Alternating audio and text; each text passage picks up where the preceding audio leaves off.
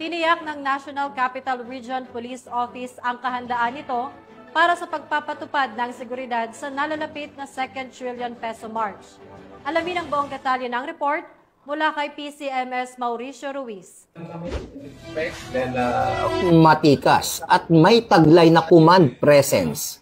Pinangunahan ni Police Major General Anthony Yabirin, Regional Director ng NCRPO, ang showdown inspection ng Civil Disturbance Management o CDM, full contingents at operational readiness check, dress rehearsal nito lamang October 25, 2025 sa NCRPO Grandstand, Camp Bagong Diwa, Bikutan, Taguig City.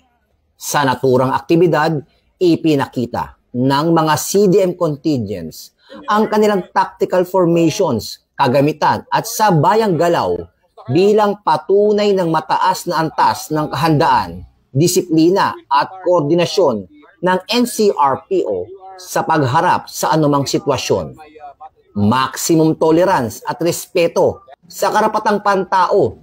Ito ang binigyan diin sa mensahe ni Police Major General Yabirin. Pinaalalahanan din ni Police Major General Yabirin ang lahat ng pulisya na laging pairalin ang maximum tolerance, respeto sa karapatang pantao at ang 5 gabay na prinsipyo sa pagpapatupad ng tungkulin.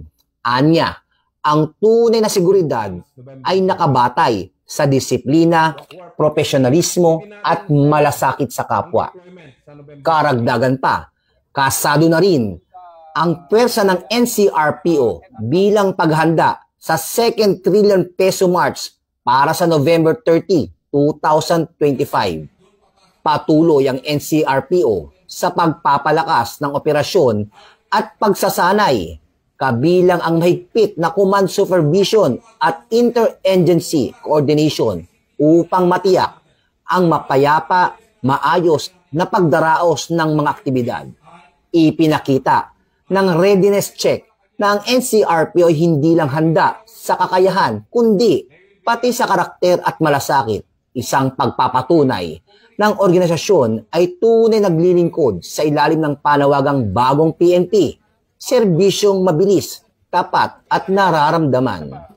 At sa ngalan po ng aming Regional Director ng NCRPO, Police Major General Anthony Yabirin, at ang aming Force Commander ng Regional Mobile Force Battalion ng NCRPO, Police Colonel Celso M. Rodriguez.